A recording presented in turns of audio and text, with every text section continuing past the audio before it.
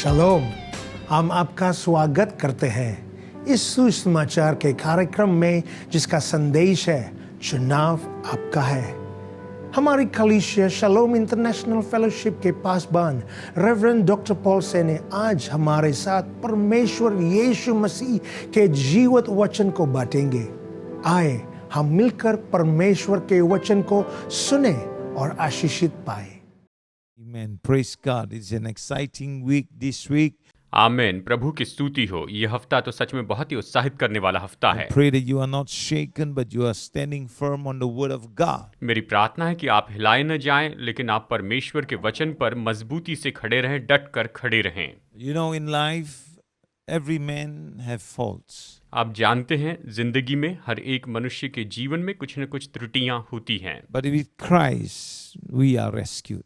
लेकिन जब हम उसे पुकारते हैं तो प्रभु हमें बचा लेते हैं। And so if we put our eyes on Jesus, और इसलिए अगर हम अपनी आंखें प्रभु यीशु मसीह पर लगा कर रखें, उसकी ओर देखते रहें, we will not be shaken. तो हम कभी नहीं डगमगाएंगे। And so I pray that whatever you are going through or situation or struggle, remember, all those are in the natural. तो मेरी प्रार्थना आप सभी लोगों के लिए है जो मुश्किल में से होकर जा रहे हैं, तकलीफों में से होकर जा रहे हैं, यानी स्वाभाविक क्षेत्र में हम इन सारी बातों में से, विपत्ति से होकर जा रहे हैं। But when your eyes is upon Jesus, Jesus will give you the strength to overcome those trials and stand strong and shine for Him. लेकिन जब आप यीशु मसीह पर अपनी दृष्टि बनाए रखेंगे तो प्रभु यीशु मसीह आपको बल देंगे ताकि इन सारी समस्याओं में आप डट कर खड़े रहें, आप वहां पर मजबूती से खड़े रहें और किसी तरह से डगमगाए नहीं। Amen. So this evening we're going to talk about the Word of God, and we want to talk. The title is "Don't Strike the Rock." तो आज हम परमेश्वर के वचन से देखेंगे। हमारे संदेश का शीर्षक है चट्टान पर न मारें। Moses was chosen by God to lead the people of Israel from Egypt. मूसा को परमेश्वर ने चुना था कि वो इस्राएली लोगों को मिस्र की गुलामी में से निकाले। And so God, through Moses, demonstrated His awesome power and holiness. तो परमेश्वर ने मूसा के द्वारा अपनी अद्भुत सामर्थ और अपनी पवित्रता को प्रदर्शित किया। And you and I know that Moses has such a close relationship with the Lord. और हम जानते हैं कि मूसा का परमेश्वर के साथ में इतना नजदीकी संबंध था। At that time there was no one closer to God than Moses. वह ऐसा समय था जब मूसा को छोड़ परमेश्वर के इतने निकट कोई भी नहीं था। So you know, along the way, as Moses led the people out of Egypt, और फिर जैसे हम देखते हैं कि मूसा ने मिस्र में से इस्राएली लोगों को बाहर निकाला, उनकी अगुवाई these की, people often complained to Moses. तो ये जो लोग थे ये अक्सर मूसा से शिकायत किया करते थे। On one particular occasion, और फिर एक समय ऐसा अवसर आया, ऐसा मौका आया, the people complained because there was no water for them to drink. लोग वहां पर शिकायत करने लगे क्योंकि उनके पास में पीने के लिए कोई पानी नहीं था, उनके पास पानी नहीं था। And so let us look into Numbers chapter 20 verse 2 through 9. तो आइए अभी हम गिनती अध्याय 20 वचन 2 से 9 तक यहाँ पर देखते हैं। Now there was no water for the congregation, so they gathered together against Moses and Aaron.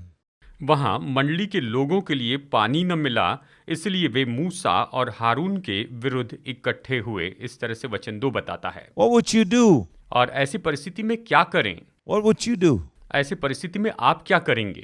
Would you be like the people or would you act out differently? क्या आप इन्हीं लोगों के जैसे रहेंगे या फिर आप बिल्कुल अलग तरह से अपना काम करेंगे? And let us read verse 3. And the people contended with Moses and spoke, saying, If only we had died when our brethren died before the Lord. वचन 3, और लोग ये कहकर मूसा से झगड़ने लगे, भला होता कि हम उस समय ही मर गए होते जब हमारे भाई यहोवा के सामने मर गए। इस तरह ये वचन हमें बताता है। In today's context, many of us sometimes speak things like this also. आज के इन दिनों के संदर्भ में अगर देखा जाए तो हम में से भी बहुत से लोग इसी तरह से बोल रहे हैं, इसी तरह निराश हो चुके हैं। In verse 4, why have you brought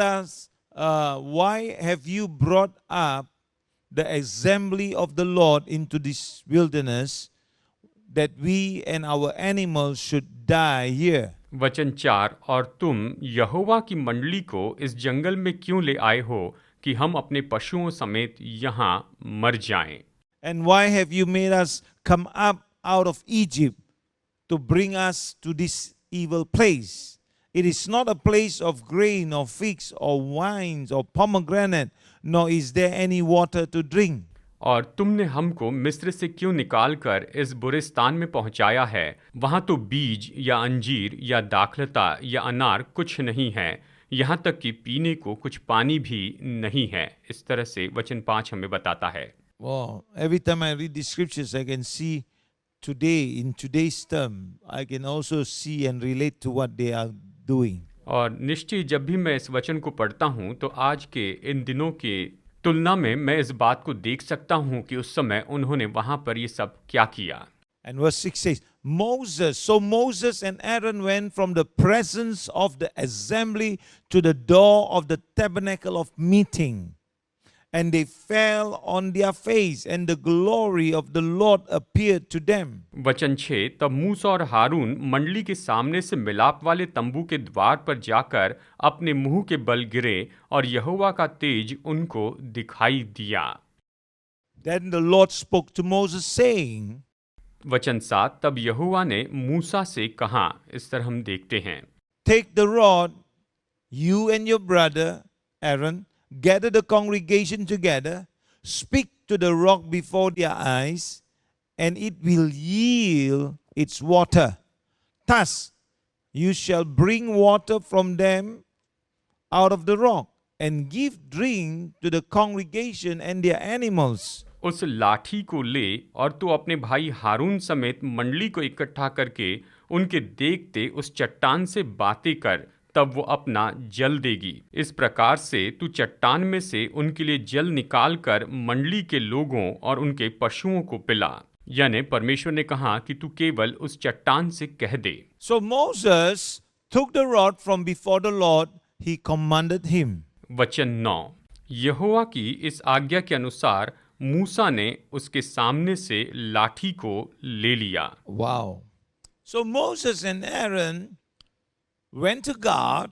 वाह, देखिए, यानी मूसा और हारून यहाँ पर परमेश्वर के पास जाते हैं And asked God for help. और परमेश्वर से मदद मांगते हैं। So God, what he was doing was he gave them specific instructions. यानी यहाँ पर परमेश्वर ने क्या किया? परमेश्वर ने उन्हें बहुत ही सटीक निर्देश दिए। You see, if people of God today would come to God and seek his face, God will give us specific instruction. आज भी जब परमेश्वर के लोग परमेश्वर के पास आते हैं, उसके चेहरे को निहारते हैं, तो निश्चय ही परमेश्वर हमें भी अपने सटीक निर्देश देते हैं। Of course you got to come with a pure heart. Of course you got to be right standing with God. Of course you got to be blameless before the Lord, that God can speak to you. निश्चय ही आपको शुद्ध हृदय के साथ में आना है और निश्चय ही आपको परमेश्वर के सामने सही खड़े रहना है, निर्दोष रहना है, तब परमेश्वर आपसे बातें करेंगे।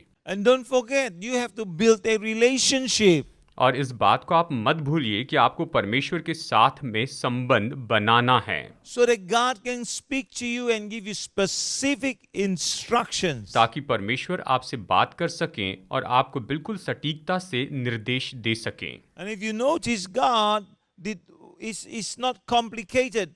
The instructions are never complicated. और याद रखिए, जो परमेश्वर की ओर से आने वाले निर्देश हैं वो कभी उलझे हुए नहीं होते हैं। So he gave them a 5 steps instruction. तो परमेश्वर ने इन्हें 5 कदम का ये निर्देश दे दिया, उसने ये निर्देश बताया। But sometimes लेकिन देखिए, कई बार people make God's instructions complicated.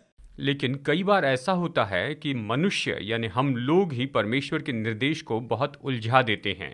It's all because At times, all of us will love to hear what we want to hear instead of what God is saying. ये इसलिए होता है कि कई बार परमेश्वर जो कह रहे हैं उसे सुनने के बजाय हम जो सुनना चाहते हैं उसकी ओर हम ध्यान देते हैं। So if you are one of them that love to hear what you want to hear or just do what you want to do instead of God's word, तो आप अगर ऐसे व्यक्ति हैं जो परमेश्वर के वचन के अनुसार करने के बजाय आपको जो पसंद है वही आप सुनना चाहते हैं या आपको जो पसंद है वही आप करना चाहते हैं, so you are just like the other people, like to give reason after reason, तो आप उन दूसरे लोगों के जैसे हैं जो एक के बाद एक कारण देते चले जाते हैं। going around your words and beating around the bush. बस आप यहाँ वहाँ भटकते रहते हैं और झाड़ियों पर मारते रहते हैं। So everything was done so that they could find, they do all these things so that they can find ways and means to get what they want and not follow God's instruction by even using the word of God to abuse it to have what they want. और वो लोग क्या करते हैं, वो बस यहाँ वहाँ भटकते रहते हैं और जो कुछ भी वो चाहते हैं उसे करवाना चाहते हैं और अपनी मर्जी से ये सब कुछ करने के लिए वो परमेश्वर के वचन का भी वहाँ पर गलत उपयोग करते हैं For self benefits. ताकि उनका खुद का जो लाभ है वो पूरा हो। And in the end, they will end up in trouble. और फिर आखिरकार वो इसके कारण परेशानी में पड़ जाते हैं। You see, God is so gracious, He wants us to turn around and come back to Him so that we can follow His ways, that we can walk in the blessings of the Lord. और परमेश्वर इतने अनुग्रहकारी है कि वो चाहते हैं कि हम फिर कर परमेश्वर के पास में आएं और उसके मार्गों पर चले ताकि हम परमेश्वर की आशीषों को प्राप्त करें, So that you can be watched over and protected. ताकि आपकी निगरानी हो और आप सुरक्षित रह सकें।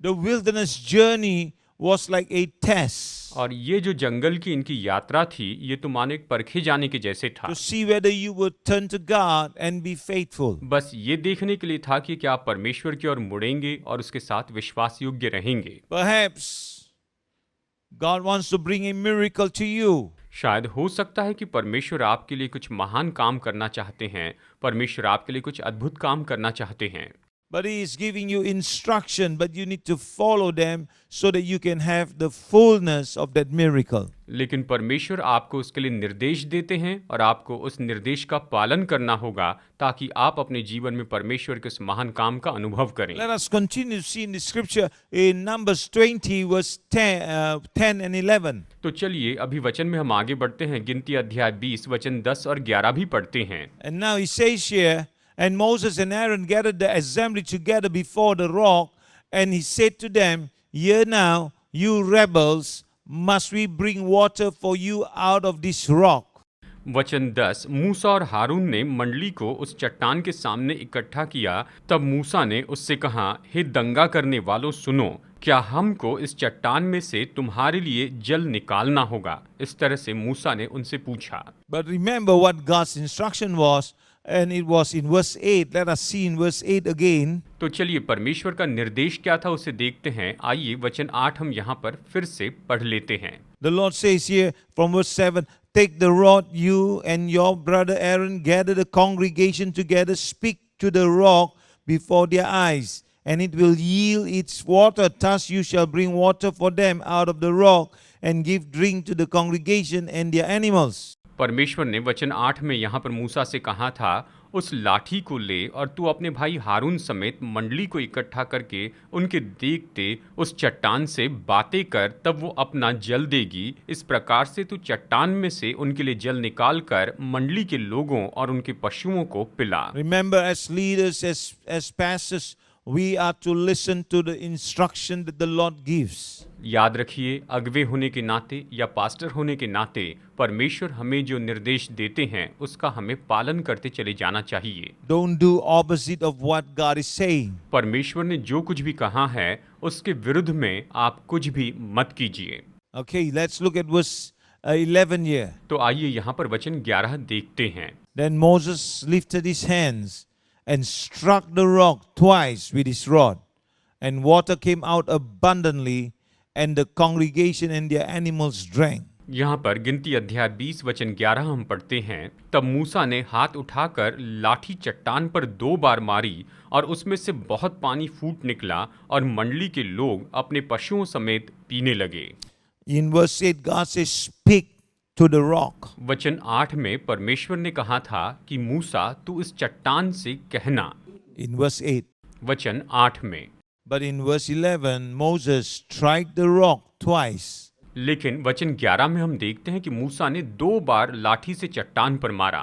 You see, the man of God did not listen to instruction. यहाँ पर देखिए, परमेश्वर के जन मूसा ने परमेश्वर के निर्देश का पालन नहीं किया। Let's say the lifestyle is not right. चलिए एक बात कहते हैं कि कहिए मान लीजिए कि जीवन शैली सही नहीं है Today, आज के इस समय में, but yet God still used Moses and brought water for the people. और फिर भी परमेश्वर ने यहाँ पर मूसा का उपयोग किया और वहाँ पर चट्टान में से उसने लोगों के लिए पानी का प्रबंध किया। It's nothing to do with the man. It is God's care and love for his people. इसका मनुष्य से कोई भी संबंध नहीं है। इसका संबंध केवल इसी बात से है कि परमेश्वर लोगों से प्रेम करते हैं और परमेश्वर लोगों के लिए अद्भुत रीति से प्रयोजन करते हैं। That is why we must not be shaken, even if our leadership or even if our man of God is not walking according to what God is saying, but the things that God is saying through him is for us, is beneficial. So we must use those words and hold on and stand strong. और इसीलिए हमें डगमगाने की ज़रूरत नहीं है। चाहे परमेश्वर के जन या हमारे ऊपर में जो अगुवे हैं, अगर वो परमेश्वर के निर्देश के अनुसार नहीं करते हैं, लेकिन जो कुछ भी उनके द्वारा परमेश्वर हमें बताते हैं वो तो हमारे लाभ के लिए हैं और इसीलिए हमें उन वचनों को थामे रहना है और मजबूती से खड़े रहना है। The end result for those who do not obey will be disastrous. और जो लोग परमेश्वर की आज्ञा नहीं मानते हैं उनके लिए अंतिम परिणाम तो सच में बहुत ही विनाशकारी होता है, नष्ट करने वाला होता है। So I pray that each and every one of us will not walk in the wrong way. तो मेरी प्रार्थना यही है कि हम में से कोई भी कभी भी इस गलत मार्ग पर न चलें, But instead holding on to the word of God, लेकिन इसके बजाय हम परमेश्वर के वचनों को थामे रहें, letting his light shine on us, that his light can guide us and lead us into true path. और उसकी ज्योति, परमेश्वर की ज्योति हम पर हमेशा चमकते रहें और उसकी ज्योति हमारा मार्गदर्शन करते रहें ताकि हम उस मार्ग में चलें। So let us not be shaken. और इसलिए हम किसी भी रूप में कभी न डगमगाएं। So let us hold on to the word of God. और आइए इस समय हम परमेश्वर के वचन को मजबूती से थामे रहें। Hallelujah. So let us look at the 5 things that God told Moses to do. तो आइए हम इन 5 चीज़ों को देखते हैं जो कि परमेश्वर ने मूसा को करने के लिए कहा था कि मूसा तुम्हें ये करना है। From what we read earlier, huh? जैसे कि हमने शुरू में ही इस वचन को पढ़ लिया है। Firstly, God said, take your rod. सबसे पहले परमेश्वर ने मूसा से कहा कि मूसा तू अपनी लाठी उठा ले। Secondly, he said, get your brother Aaron. और फिर दूसरी बात उसने कही कि तू अपने भाई हारून को अपने संग ले। And thirdly, he said, gather the congregation together. और तीसरी बात जो परमेश्वर ने कही वो थी कि तू मंडली के लोगों को इकट्ठा कर, So all of them can see the power of God manifesting. ताकि वो सब परमेश्वर की सामर्थ को प्रकट होते हुए देख सकें। And this is number 4. And God says, speak to the rock before the congregation. यानी फिर बाद में परमेश्वर ने कहा कि सभा यानी मंडली के लोगों के सामने तो उस चट्टान से बातें कर। And fifthly, he says, God says, give the people and their animals water to drink. और फिर 5वीं बात परमेश्वर ने कही कि तू लोगों को और उनके पशुओं को पीने के लिए पानी दे। So Moses carried out the first 3 steps exactly. यानी मूसा ने पहले 3 कदम का जो है बिल्कुल सटीकता से पालन किया, बिल्कुल वैसे ही किया, According to God's instructions. परमेश्वर के निर्देश के अनुसार उसने वैसे ही किया। Many people today are just like that. और आप जानते हैं कि आज भी बहुत से लोग बिल्कुल इसी तरह से हैं। They follow part of the instruction and the other part allowing themselves to add on to whatever they feel comfortable with. वो तो बस उस निर्देश में से कुछ भाग का पालन करते हैं, केवल उसी बात को मानते हैं जिन्हें मानना उनके लिए बड़ा आरामदेह होता है, जिन्हें मानना उनके लिए आसान होता है। Here we see Moses have seen God's power before. हम यहाँ पर देखते हैं कि इस मूसा ने पहले भी परमेश्वर की सामर्थ को देखा था। And you and I have seen God's goodness in our lives before. आपने और मैंने भी अपने जीवन में परमेश्वर की भलाई को देखा है। And some of you have the privilege to see even God's power manifesting or even using you. और आप में से कुछ लोगों ने देखा होगा कि परमेश्वर की सामर्थ प्रकट हुई और परमेश्वर की सामर्थ ने आपका उपयोग किया, आप उसके द्वारा उपयोग किए गए। And Moses knew how much God hated disobedience. और मूसा अच्छे से जानता था कि परमेश्वर आज्ञा भंग करने से कितनी नफरत करते हैं। And how much more you and I know that disobedience is never pleasing to God. और आपको और मुझे ये बात हमेशा याद रखनी चाहिए कि आज्ञा भंग करने से परमेश्वर कभी प्रसन्न नहीं होते। But yet at this particular moment, Moses did not follow God's instruction. लेकिन फिर भी यहाँ पर इस समय में मूसा ने परमेश्वर के निर्देश का पालन नहीं किया, Or he didn't obey the commandment of the Lord. या यूं कहिए कि उसने परमेश्वर की आज्ञाओं को नहीं माना, Or his command. परमेश्वर की जो आज्ञा थी उसे नहीं माना। Just like us sometimes. कई बार हम भी बिल्कुल इसी तरह से होते हैं। We must learn from the outcome of Moses. We must learn so that we will not make the same mistakes. और इस बदले में मूसा को जो परिणाम मिला उससे हमें सीखना चाहिए ताकि हम अपने जीवन में किसी तरह से कोई गलती न करें। The moment you do not obey, the moment you do not follow God's command, जिस पल आप आज्ञा नहीं मानते हैं, जिस पल आप परमेश्वर की आज्ञा का पालन नहीं करते हैं, there is your downfall. तो वहीं से आपका पतन शुरू हो जाता है। And likewise, here is where I say the downfall of Moses began.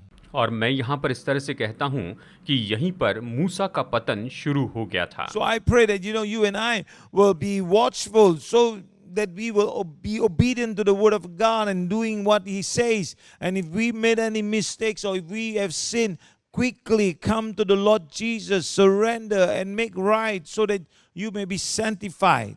तो मेरी प्रार्थना यही है कि हम लोग हमेशा सचेत रहें, परमेश्वर के वचन के लिए हम आज्ञाकारी रहें, प्रभु जो कहते हैं उसे जानें, और अगर हमने कोई गलती की है या कोई पाप किया है तो जल्दी से प्रभु यीशु के पास आए और हम तुरंत समर्पण करें और हम प्रार्थना करें ताकि आप शुद्ध किए जा सकें, So that disobedience will be away from you. ताकि आज्ञा भंग करना जो है ये तो आपसे दूर हो जाए, वो आपसे दूर ही रहें। Let us look in verse 10 and 11 of chapter 20 once again. तो आइए अध्याय 20 के वचन 10 और 11 को हम यहाँ पर फिर से पढ़ते हैं। Hear now, you rebels. Must we bring water for you out of this rock? मूसा ने कहा, हे दंगा करने वालों सुनो, क्या हमको इस चट्टान में से तुम्हारे लिए जल निकालना होगा। इस तरह से मूसा ने वहां पर उन लोगों से कहा था। Then Moses lifted up his hand and struck the rock twice with his rod, and water came out abundantly, and the congregation and their animals drank. वचन 11। तब मूसा ने हाथ उठाकर लाठी चट्टान पर 2 बार मारी और उसमें से बहुत पानी फूट निकला और मंडली के लोग अपने पशुओं समेत पीने लगे। Remember earlier I said the first 3 steps he followed, Moses followed instruction. याद है मैंने कहा था कि मूसा ने इस निर्देश के जो पहले 3 कदम थे उसका सही पालन किया था। So after he gathered the people, he spoke to them, which was not what God instructed him. लोगों के पास जाने के बाद में मूसा ने लोगों से वही कहा जिसके बारे में परमेश्वर ने उससे नहीं कहा था। Because he said, you rebels.